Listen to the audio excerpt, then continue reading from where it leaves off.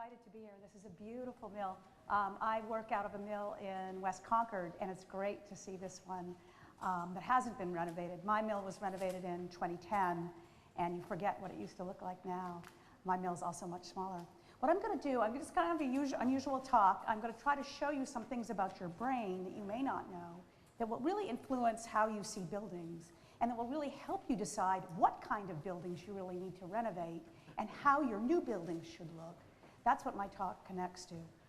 Everyone should get a little piece of paper if they can. I think Andrew is going to help me hand these out.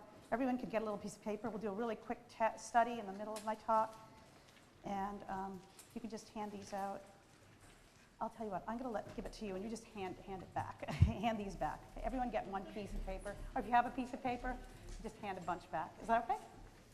Yeah, he has one. You have a piece of paper? Okay. So great. So let's just start. Next. Good.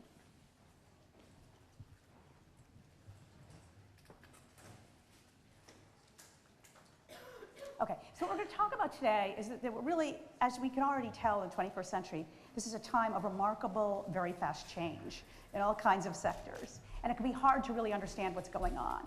And I'm going to talk to you about this another change that's really, really important called the 21st century paradigm shift, which the OECD, the Organization for Economic Cooperation and Development, out of Paris put together. And it's something to really think about because it's going to change how we interpret place, how we interpret architecture. The 21st century paradigm shift, the OECD, this big economic think tank, said the 21st century is the age of biology. 20th century, that's so old-fashioned, that was the age of chemistry and physics. 19th century gave us the Eiffel Tower, that was the age of engineering. Next. Yeah. It's hard to hear me? Yeah, can you hear me now? Oh, is that better? Okay, that's better? That's fine. Okay, but can you see? Yeah, okay. So next, what I've actually done here is I've cribbed a PowerPoint that's online from the OECD. That's the smartest economists technically in the world. And they put this out in 2012 because they think big news is happening and people don't realize it. Next.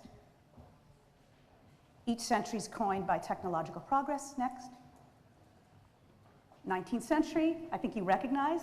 One of the reasons we're probably here is because of the technological innovations that made the mills possible, right? They made Lewiston possible. Next. 20th century, this is the century I was born in. I think you recognize some of these. Here we have, what's this? Plastics, X-ray, E equal MC2. I mean, this is the 20th century. 21st century, very different. Next. The 21st century, this is an OECD slide, right? They're trying to tell us something. Really different ways of thinking. Thinking inside out. I think you might recognize some of these things. Do you know what this is? What's this bottom slide? Neurons. How many neurons are in your head? About 100 billion. Okay, what's this slide up here? DNA, right. I think this is human genome sequencing. In 2003, the Human Genome Project, they figured out, with a $3 billion grant from the US government, they figured out how to sequence a human being. It took them 13 years to do it. One of the men running that, I heard him speak at MIT about 2 months ago. He said the economic impact of that was $1 trillion in 14 years. So this is an example of a paradigm shift that's getting economists' attention. So next. Well, so the question is, okay, there's this paradigm shift. I'm going to say, prove it, right? Well, you can see certain things. Like in Boston now, if you go to the Science Museum, you can pick up a neuron, right? This is a guy who went to Harvard, became a lawyer, hated being a lawyer, and then he realized he could sell giant cells that were blowing up from electron microscope images and put eyes on them, and he sold 10 million of them, giant microbes. See, you couldn't buy, when I took my kids to the Science Museum, you couldn't buy a neuron, but now you can. That's an example of the paradigm shift. Also, here's another example that really struck me. 3 years ago, the New York Times suddenly wrote, 5 disorders share genetic risk factors. That's amazing. Suddenly, you're learning that schizophrenia, bipolar disorder, autism, depression, ADD, all start kind of in the same genetic place. That's a totally different way of thinking. That's a paradigm shift. that people didn't know even 15 years ago. That's amazing. Well, so my question for you is, as community developers and architects and people who care about placemaking, what does that mean about for us? Well, let's see. Next slide. What it means is you can start doing things like this. You can now do biometric studies which show you how people actually take in a building. Does anyone know what this building is? Really, really famous Renaissance building? What? Villa Rotunda by Palladio. Really famous building. This building influenced the creation of another building, you know, like the White House. It provided the template for the White House. In 2003, the Federal Reserve, or the Treasury of the US, put that same image on every $20 bill. So I always wondered, why is that such a powerful image? Well, now with biometrics, we can see how people actually look at it. Next.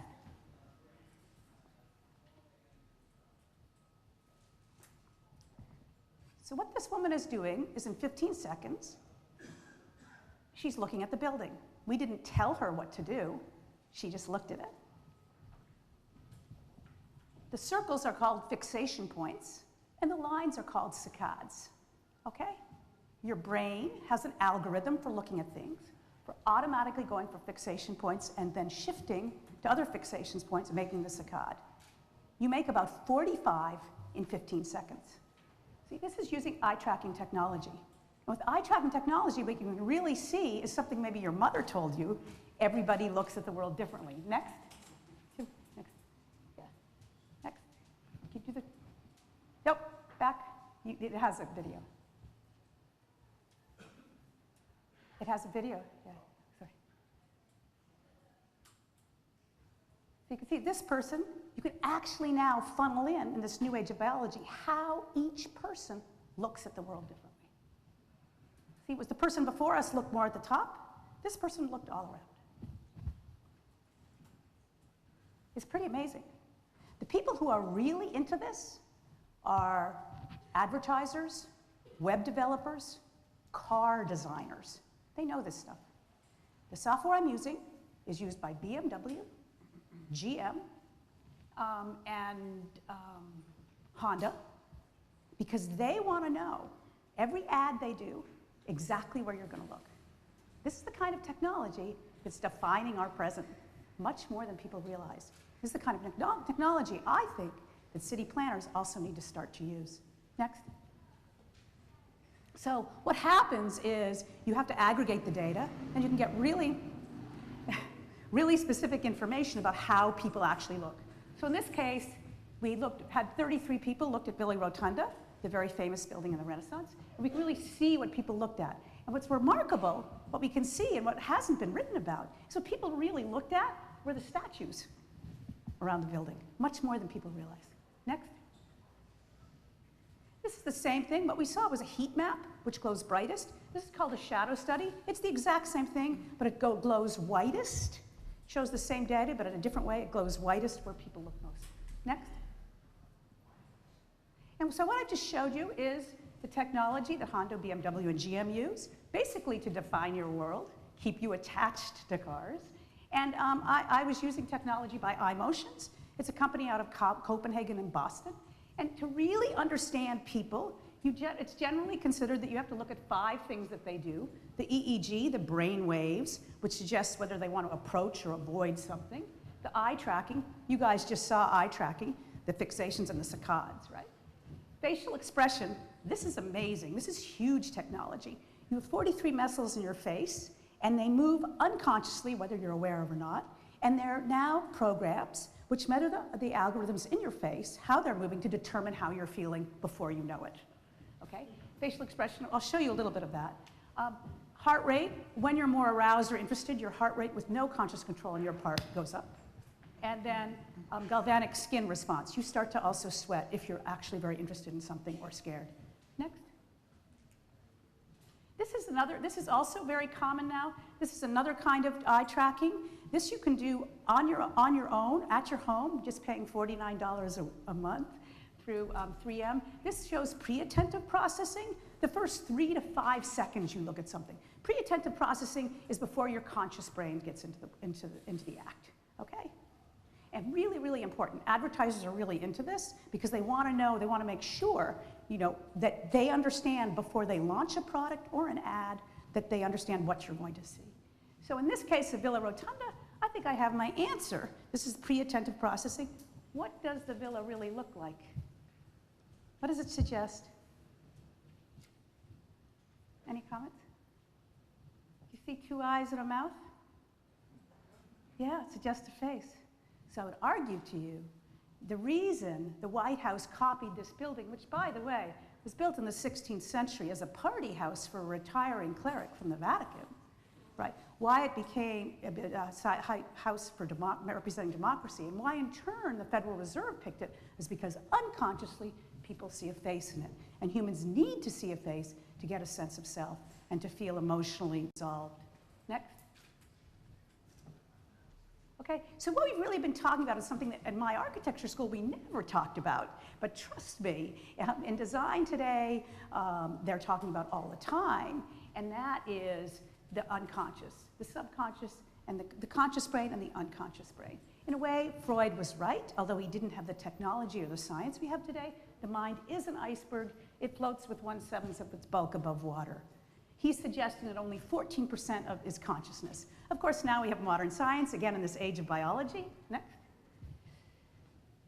It's actually, Freud was a little bit wrong. It's only 5% conscious of what our brain is thinking. 95% unconscious. So when you realize that all your brain activity is 95% unconscious, now you understand why the car designers, why the advertisers, why the tech people like Apple really want to understand it better than you. And that's what they're doing. Okay, next. So just a little bit of the science here. It's really important when you're studying the unconscious, you understand that evolution is real. Charles Darwin mentions this 10 times in his book, Nature Doesn't Make Leaps. And that when you look at the human brain, we kind of have a reptilian part, a brainstem, then we have the mammalian part, and then on top of it, the human part. You can see nature doesn't make leaps. She kind of builds one animal on top of the other. All right, next. And this is really important. This is another part of the 21st century paradigm shift. Really, really important. Dr. Jill Bolte Taylor, she's a neuroanatomist at Harvard. She has a TED Talk that's been viewed 7 million times because, believe it or not, in her 30s, she got a stroke. And here she is a neuroanatomist who had a stroke. And so it was an amazing experience for her. And she says this really important thing in that talk. Many of us may think of ourselves as thinking creatures that feel. Biologically, we're feeling creatures that think. Okay? So when we're talking about architecture or planning or anything, now in the 21st century, we're going to have the data we can talk about feelings. Trust me, when I took my architectural license in the 1990s, they never once mentioned feelings. And when I went to my architectural graduate school at UCLA, they never once mentioned feelings. The 21st century, it's going to be all about actually measuring your feelings. Very, very different way of thinking. That's the paradigm shift.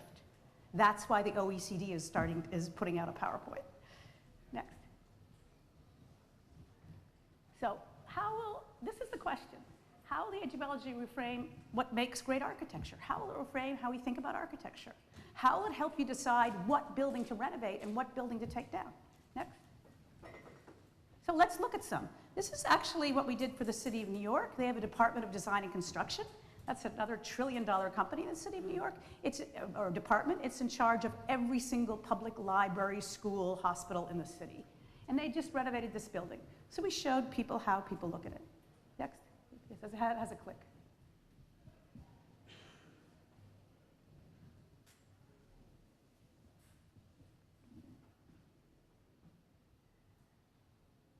So it's just what she's doing. We didn't tell her a thing. 15 seconds. She's going all over the facade. Next. But then what we did, let's take out the windows. So we photoshopped out the windows, and we had a different person look at it.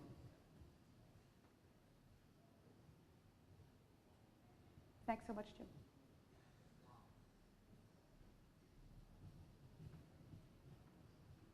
Do you notice anything different? What's different? He completely looks at the building differently. Next. So you can see, look at the difference. So he completely takes in the building differently. And based on that, he's going to respond to the building differently. He's going to decide to go in or not, or to pass it. Unconscious. Unconscious controls conscious processing. Okay, conscious activity. Next. And so with this technology, these advertisers, are really want to get really, really precise. This is the kind of, it's amazing to me what they do. So TTFF is time to first fixation. Is 0.9 seconds in that one. In this one, the time to first fixation, number one, is 1.2 seconds. They really want to know how specifically different people will look at it. In this case, we had 30 people look at this one, 30 different people look at this one. And what's really interesting to do for me as an architect and someone who does planning, right? It's really interesting to see what happens. When someone comes to a blank building with just a door, what they do is they go here and then they immediately go out to pass the building. That's very important. Because that unconsciously, they're going to want to go right beyond the building. Whereas in this case, when you put two windows, that's not what happens. They go here, then they go here, then they go here, then they go here, then they go back to the building again. Really amazing what fenestration does to how people will behave before they're even consciously aware of it. Next. Okay, this we did for the city of Somerville. It's a city which is under tremendous development pressure. It was originally a working class city, but now because of its proximity to Cambridge and to all the universities that are around there, it's under tremendous development pressure, and it has no design guidelines. So they're kind of flipping out. What are they going to do? Well, here's what we did. What we realized is this is what's the existing building, and then we made a change here. We added a Matisse. Where would you rather stand? If I said, go wait for me while I get coffee, please wait outside, would you rather stand in front of this building or in front of that building? I've asked about 250 people this question. I asked people in Houston, at Northeastern, and at Tufts, and everybody wants to stand there. It's the same place. How can that be? It's because your brain unconsciously is making decisions where it thinks you'll feel safer. Okay, next. So what happens is when there's no design, when it's blank, you can see the eyes. Remember, this is a heat map. It glows brightest where most people look most. The eyes are going all over the place. And they're looking mostly down the street. That's where it's going red. When there is when there is something to look at, people you can tell are calmer and are more resolved. Right? Next. And you can get very, very intense about really focusing in hard on how people are actually taking this in. Next. And this is where it gets really crazy. Then what you can do is you can measure their facial expression. I was able to use a technology called facet emotant software, which measures the 43 muscles on your face and how they change while you take something in. Amazingly enough, Apple just bought this software and took it off the market. So your phone in the future will probably be reading your emotions. Right? That's what Apple does, right? So, but now you can see this kind of technology. Press it. Can you press the thing here? So basically what this shows, this measure shows how many times people smiled or evinced a joyful emotion when they looked at this image. All right? And you can see we only had 11 people or 12 people, only about 4 had a joyful emotion in that 15 seconds, although they may not even recall it, but we caught it on camera and the software got it. Next. Oh, now there's again a video. What happens when there's, look at this, we're up to 5, 3 times, 5 of the 12 people are experiencing joy just seeing the unblank facade. Isn't that amazing how precise you can now get? You can now, before a building is built, you can determine whether or not people will experience joy as it's described, as it's defined with this technology. That's a paradigm shift. Next. You can also make some conclusions. You could say people ignore blank facades. Don't put in blank facades in your buildings. Okay, and don't take down buildings that don't have blank facades. That'd be one good takeaway. Next. So this is a building, blank facade. This is very interesting. This is a building, I don't know if you've heard of this. Has anyone heard of Weeksville Heritage Site? It's It's very, very interesting. It's a new building surrounding an old homestead that was the first free black homestead in North America, in the Northeast. It was built in, like, I think, the 1850s. And this is the new building around the old building.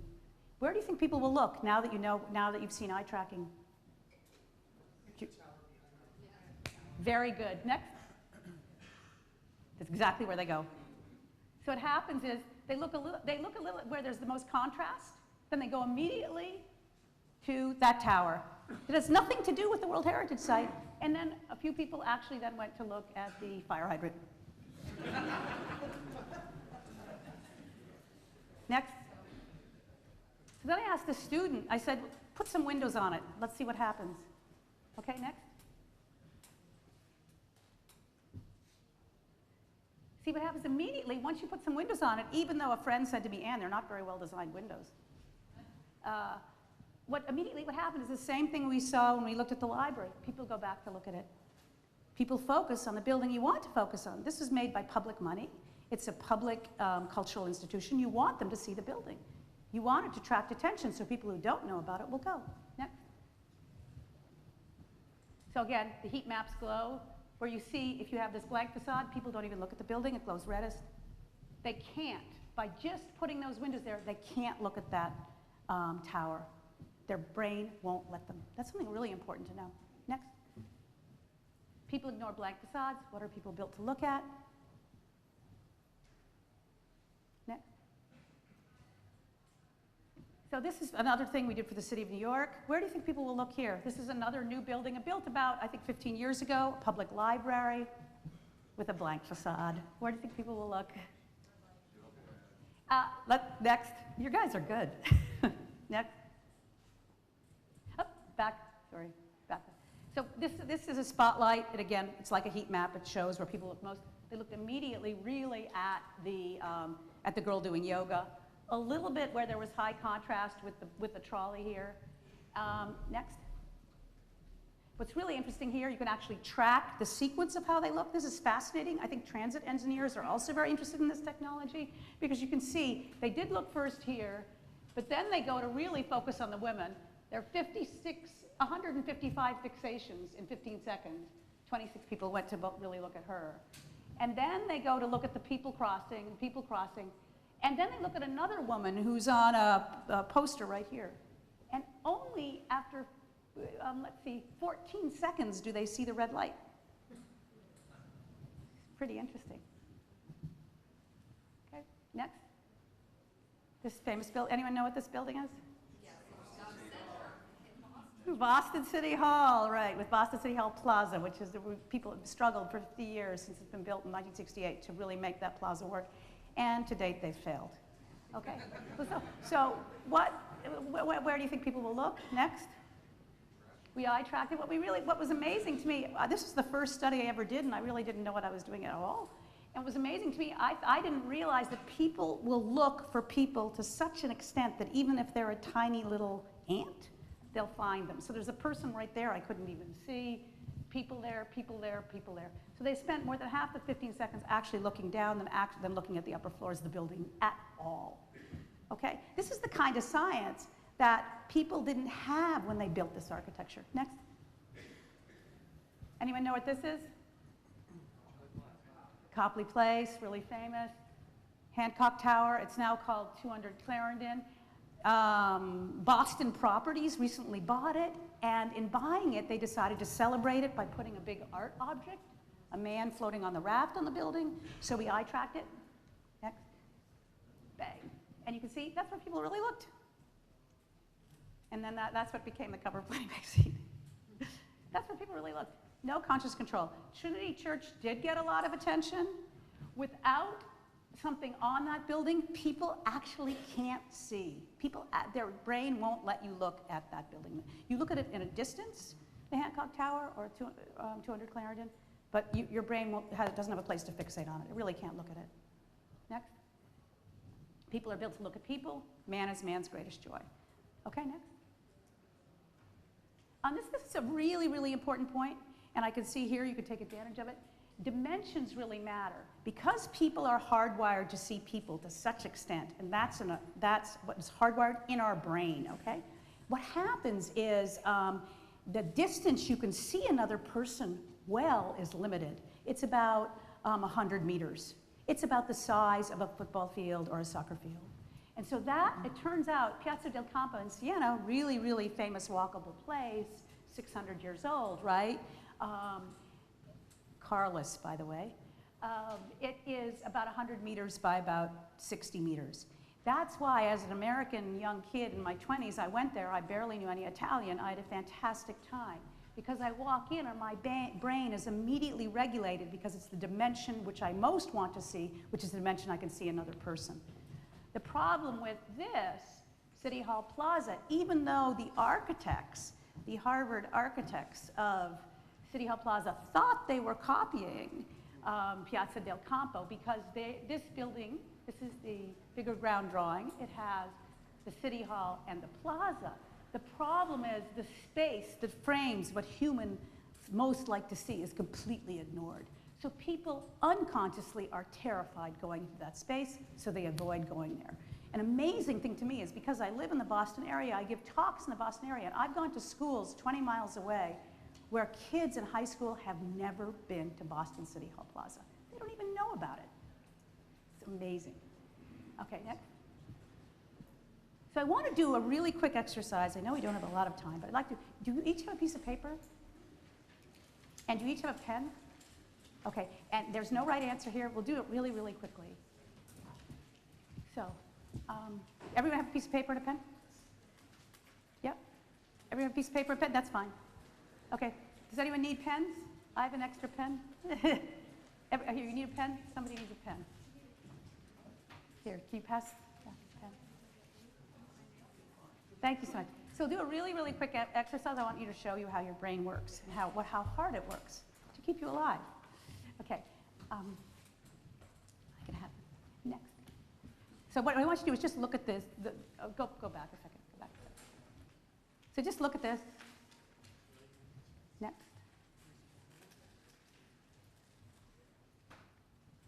Next.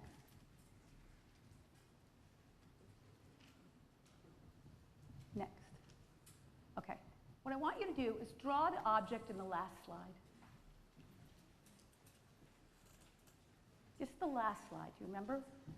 No cheating. If you don't remember, there's no right answer. Sometimes I know I work with architects and they get very,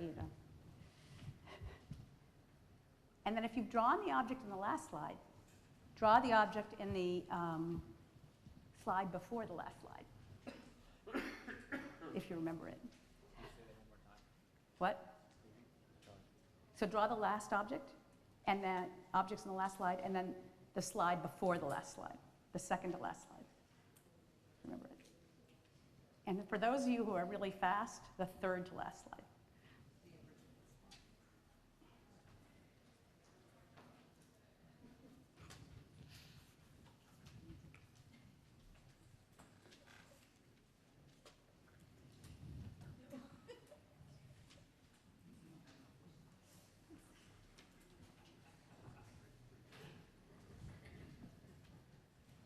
Okay, you done?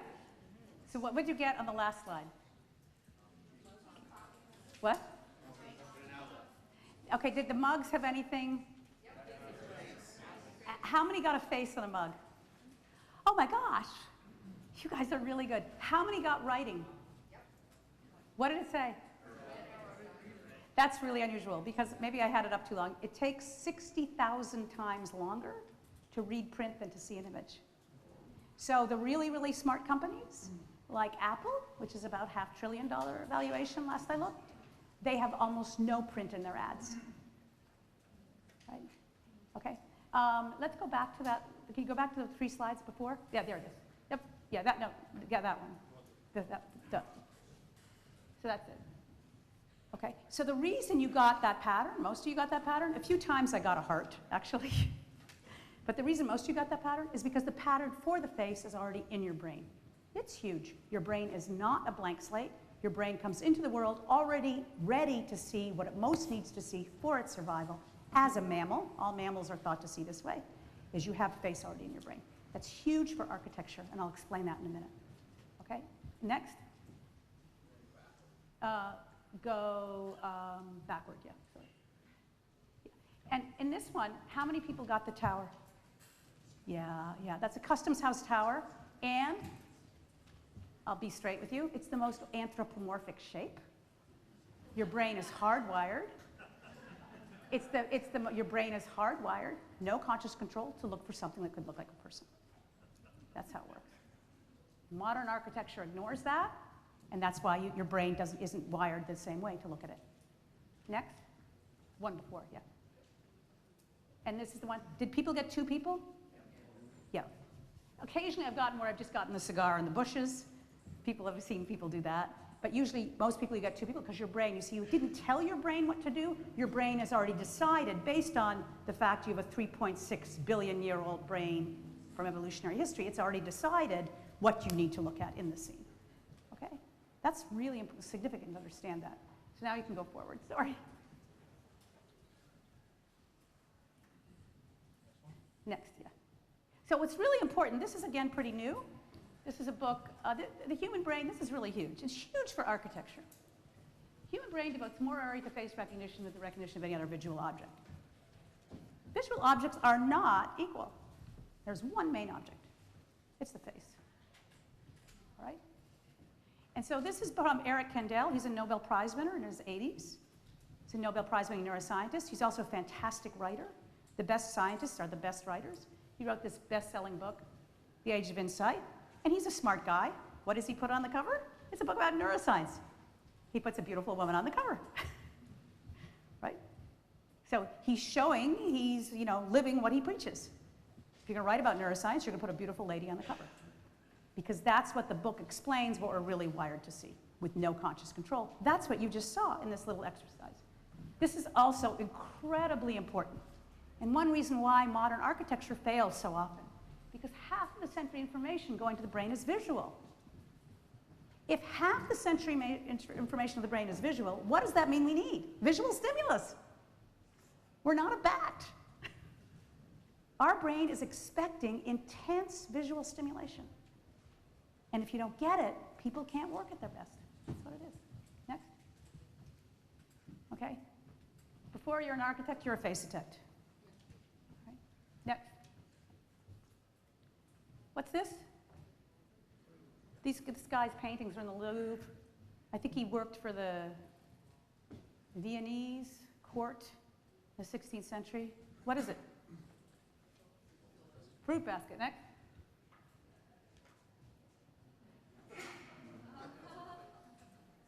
What is it? Face. So, can you go back one? So what happens is you can still see the face here, but it's harder. That's parts-based processing. You can see the eyes, the nose, and the mouth. You see it takes a little longer? That's called parts-based processing. It takes longer for you to do. Next. This is template-based processing. You see it like that. You all laughed, or some of you laughed, because it's instantly already in your brain. Template-based processing is faster. Okay, next. The brain reconstructs reality according to its own biological rules.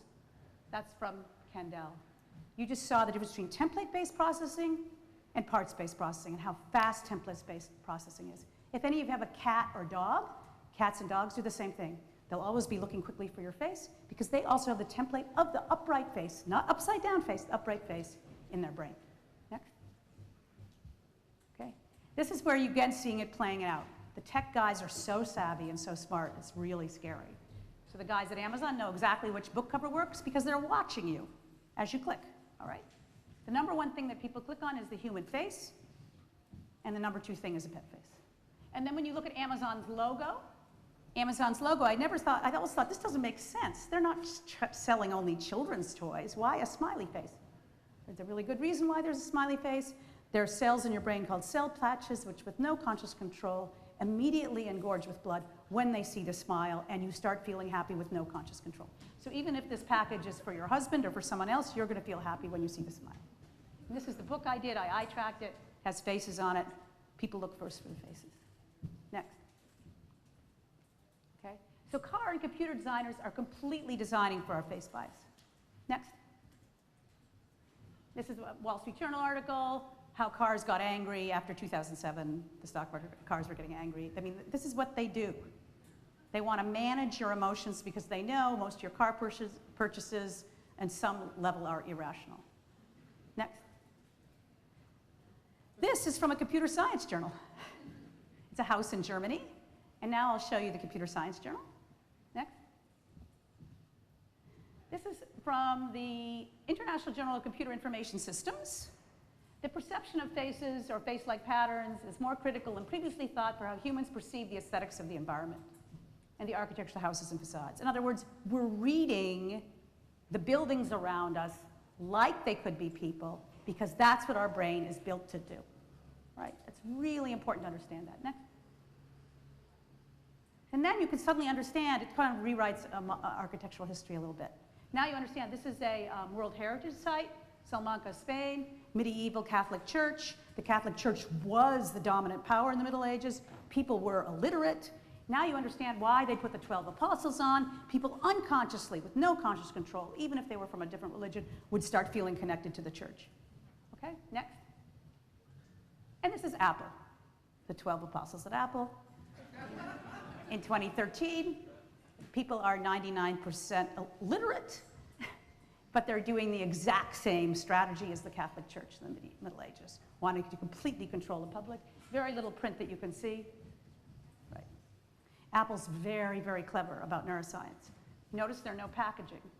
That's because there's a science of haptics, that's the science of touch. If you touch something, whether it's your girlfriend or an object, you're more likely to feel that you want to own it. So that's what Apple wants to do. They want you to immediately, they want to exploit your sense of touch in their favor to buy their product. Next. Okay. Basic texture reflects the human needs to see and be seen by others. These are all buildings around Boston, and this is why this architecture lasts, because effectively it's built in us. Next. Nature doesn't make leaps, so in a way what we're really seeing when we see this building, part of our brain, we have an old brain, right? Even if you're 30 years old, a biologist will still say the 3.6 billion-year-old brain. Part of our brain is very, very sensitive to seeing eyes. And we're seeing the windows in Villa Rotonda like they could be eyes looking at us. Next. That's silly. Next. Okay.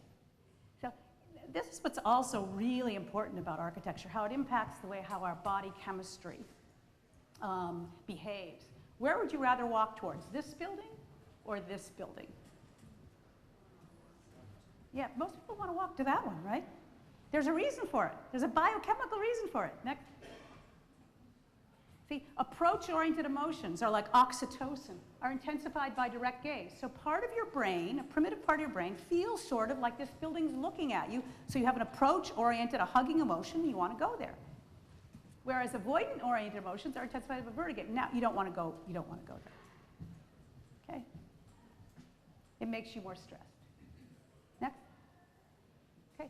People ignore blank facades. Fixations drive exploration. People are built to see people and need to do so, and they need to look at architecture that in some ways suggests people to. That's just how it works. Okay? We look at the world like a mammal. These are scientific facts. Our ancient brain architecture sets limits for modern architecture. I don't want to go over my time, but I can go for like 10 more minutes. Is that okay? Is that okay? Is that okay? Yeah. Okay, next. So our brain is a social organ. Next. So this is very brief, but my question to me, one reason I went to architecture school is I didn't go until my 30s, I couldn't understand why modern architecture was so different than vernacular architecture, classical architecture, traditional architecture. I also lived in my 20s for 5 years in Paris, and I would watch Americans walk in Paris. It was really amazing. They really walked in Paris, but they never really walked on the modern parts of Paris. Why? And I went to architecture school to find that out, and they didn't tell me. So 20 years later, I found it out. I'll figure it out. I'll show it to you why. So how did modern architecture happen? One. Next. So how do we go from here, where unconsciously we're seeing this, to here, where it's just all blank? So unconsciously and consciously, you can connect to this building, but you really can't connect to that one. How did that happen? And there's one main answer. Next. World War I. I can't believe I'm giving this talk in 2017 because this is an important year. It's the centenary of American entry into World War I. There are fantastic, fantastic PBS specials about it. the Great War, but it really explains what happened. World War I was amazing because not only was it fantastic devastation and unfortunate death, but it also changed how we behaved. It changed culture because, in part, people couldn't handle the mechanized, industrialized killing. Next. And what you get with World War I is PTSD. You know, it's really fantastic PTSD, but they didn't even define PTSD till the 1980s. But now, again, the new age of biology, right? You can now look at, with fMRI, you can see the difference between a PTSD brain and how it shrunk and a normal brain. That's huge. But you're telling me, what does it have to do with architecture yet? Well, when you have PTSD, you lose the ability to discriminate between past and present, and you can't interpret environmental context correctly. You lose that ability, right? And you're socially and relationally impaired. Next. So it turns out the founders of modern architecture had PTSD. That's what happened. That's why it was so different. There was something missing. That's it. Their brain was missing, all right? Gropius and Mies had brain damage from World War I. There's a leading trauma center in Boston, probably the leading one in the world, I might argue, by this man named Bessel van der Kolk, okay? And I talked to people there. They said it would be impossible for them not to have it after service in the German Army in World War I. Gropius and Mies, these were two of the fathers of modern architecture. They were conscripts in the German World War I army. In German World War I, there were 2 million conscripts died, and then 4 million were wounded. It was devastating. 500,000 soldiers would die every year between 1914 and 1918. It was devastating. So the founders of this architecture had severe brain damage that was never diagnosed in their lifetime. Now this house is about 6 miles where I live. This is Gropius's house, right? And it kind of looks like a duck blind. And this is his office, a tiny office. And what was amazing is when you sit at the desk, the window, get that, is above your head. If you've been traumatized or terrified, for 4 years in your 20s, and that's what happened to him. Gropius was actually in a plane where the pilot was shot dead. Imagine what flying like that feels, and he survived. Anyway, next. You're traumatized. So they lose the ability to protect. So it looks a little bit like a duck blind. Next. The bunker becomes the prototype. That's what happened. That's partly what happened. Next. What about Le Corbusier? Also really famous. He was Swiss, so he wasn't in the German army. What happened to him? Next. He had autism. It was a retired English UK physician first wrote about this, and I thought, I can't believe this is true. So I looked into it. It's true, okay? In autism, it's really strong systems thinking. Corbu never asked anybody what they wanted in housing projects. He never interviewed anybody. He never talked to anybody. He just came up with a system, right? Yeah. Next. And this is amazing. This is how eye tracking, this new age of biology, will blow things out of the water, just like the OECD said, right? Can anyone guess which is the autistic person looking at it and which is the neurotypical person looking at a kitten? Right-hand side is autistic. What? The separated one is autistic. This is autism, right? So now eye tracking is also used to diagnose in infants autism. And it's also used it can really show also if treatments are working. This is how neurotypical looks, right? Next. So Le Corbusier's architectural prescriptions reflect his brain disorder. He prescribed a free facade, ribbon windows. He wanted to take the face out of the building. Next. This is how someone on autism looks at it. This is how neurotypical look at it. Completely differently. Next. And you can find a lot of this on the web, but it hasn't been applied to architecture yet. So even with an elephant, the autism person will look, the ASD will look at the tree, whereas even if it's an elephant face, a neurotypical will go straight for the elephant's face. Next. That's it. So, next. Oh, this gets a little technical, but this is because now we have all the base pairs for what's made a human. We can do amazing kind of research. We can now isolate a mutation in the genes that causes autism, gives you a big head and digestive issues. Le Corbu, this is his team. He had a very big head, quite obviously. Next. Oh, this is kind of funny. I Googled, okay, let's see, Le Corbusier and constipation. I just Googled it. Up came a book. Citing all the letters home he wrote to his mother where he was complaining of digestive issues and constipation. He didn't realize what he had. He didn't know he was autistic. Next. So here's the conclusion. The fathers of modern architecture had brain damage and brain disorders. They saw their world differently than neurotypical people. Okay?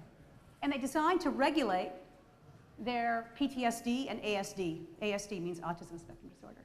One can't use their principles for sustainable design, particularly when it comes to building facades, which are so important, and regulate how we move through a built environment, or site plans, because they promote negative social, emotional, biological repercussions. Remember I showed you the slide about the science that shows when things are blank, you get the non-hugging hormones, you get the stress hormones more in your body. We see the world with our eyes and brain. That's really important to understand that. We're not only looking with our eyes, we're looking with our eyes and brain. Like an animal because of our R1. Sustainable architecture honors human evolution and nature's hegemony. Next. This is great. This is Steve Jobs. The broader one's understanding the human experience, the better design we will have. He's talking about Apple design, but it's also city design, town design. And this is also what Honda, BMW, and GM knew. Next. Architecture of empathy is here. Architecture of apathy is here. I don't want to go on in this, but this is actually a private school in Cambridge. This building that's here, a different modern building was here that was for 30 years, and it was torn down, and then they put this building. But now they never think of tearing down these buildings. It's very interesting. So these buildings are over 100 years old. This building is about a year old, replacing one that was on the exact same footprint that lasted 30 years. Next. Learning objectives. Understand the importance of the human unconscious. See how biometric modeling can be used as a tool for sustainable design. Demonstrate the extent the human brain is oriented to visual processing. I think we've done that. Apply the new findings from our new age of biology to create humane environments that fit who we are and last. Next. This is the book I wrote. This is a book I highly recommend. There are lots and lots of books on the brain that can help you kind of navigate your way through these issues. Next. My acknowledgements. This is me in Les Halles 50 years ago looking at a building in an apple. Now I know why I'm looking at it. Looking at Sacré-Cœur in an apple. Next. There we go. Thank you. And next, one more.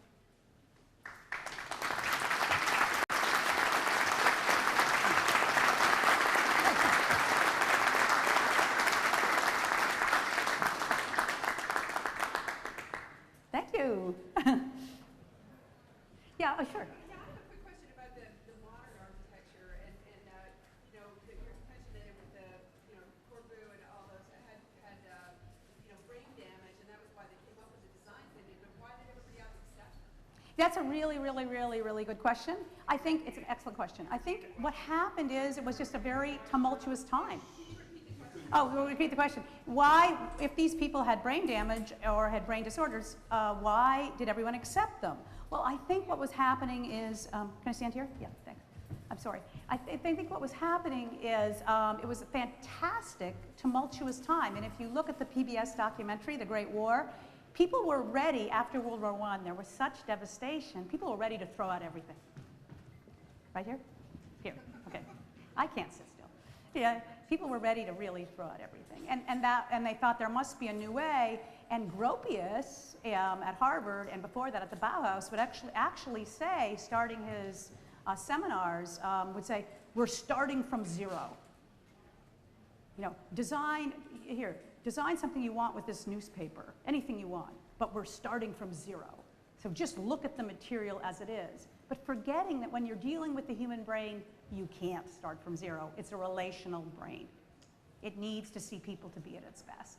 They didn't know. They just simply didn't know. I mean, even in our lifetime, I mean, women were told not to breastfeed in the 1950s. That's not happening anymore. Cars were designed, up until 1968, you could sell a car without a seatbelt. That's not happening anymore. So these things shift, and they shift faster. I think the technological change has just been so fast. But it really started with World War I, and that's what I think the Channel 2 program, or the PBS program, has documented so well. Because the world had never seen in history industrialized warfare. And people couldn't understand until very, very recently what it did to the brain. PTSD is real, and what it does to the brain. Yeah? Fun question.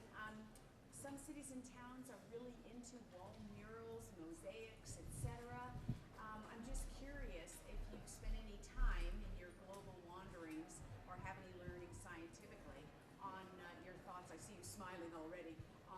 What you think about using wall space for I think using wall space for murals is excellent. I see that there are a lot of grants that's happening in Cambridge. I've actually in West Concord where I live, they just did their first one, and they tend to do a lot of murals that show the history, which adds narrative to a place, and also they tend to do a lot of murals that have a lot of faces on them.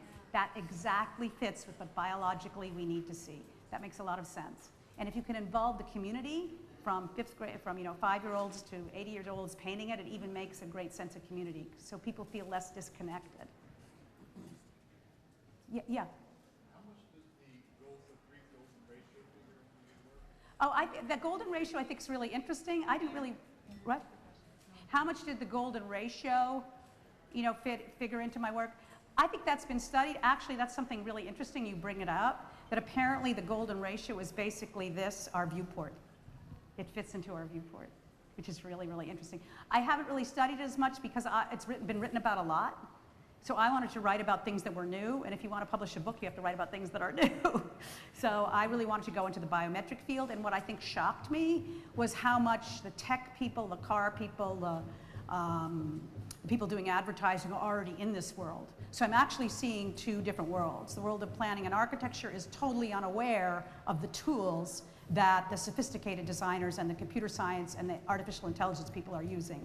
And we can't have that. They have to be using the same tools. Because we're the same human being. Oh, yeah. More comment. Maybe the modern slogan of modern architecture should change to form follows brain function. Remember, form follows function? That's a big part of it. That's a real form follows brain. That is so clever. So, because that's what they were selling too, that architecture really doesn't matter, because you got to say what's the function, and that's the way the form is designed. But again, I think what's the function? And brain is certainly overwhelming the rest of it. Yeah, well, I think you're saying form follows brain function. I think that's what Steve Jobs was also saying. The broader our understanding of human experience, the better our design will be. Form follows brain function. But they didn't know. There's no way in the 1920s, 1930s, the early modernists could have known about brain function like we knew today. We know enough today that the OECD, the biggest economists would suddenly say, hey, wait a minute, there's something really big going on. We've got to write about it. Yes? So with all this said, why did Apple design the new headquarters the way they did? Because of the length of the room, I can't hear. What did you say? With all this said, why would Apple design the new headquarters? I really thought about Apple's thing. I think Apple's new headquarters, which is like this big giant donut that's all glass, I think they're not thinking about, Apple thinks about Apple and Apple employees who are mostly driving there. And I've heard some criticism of that new thing, that it's just surrounded by this enormous parking lot. So it's not about, what I'm interested in is improving community walkability. And that's not what Apple's interested in. I'm interested in creating places that whether you're a millionaire or whether you're 5 years old or whether you're an infant, you can enjoy going there, or your parents will enjoy taking you there. We need more places like that. I don't think Apple's really designed that for that. They've designed it for uniquely their employees. Yeah. They're not trying to sell that building.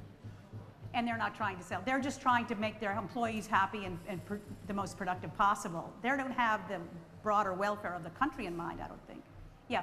I think this also speaks to the problem, when people want to save a modernist building, and there have been several instances where a town has had a relatively famous modern building, as the city hall, Boston being an example, but also small towns, and no one wants to save that building.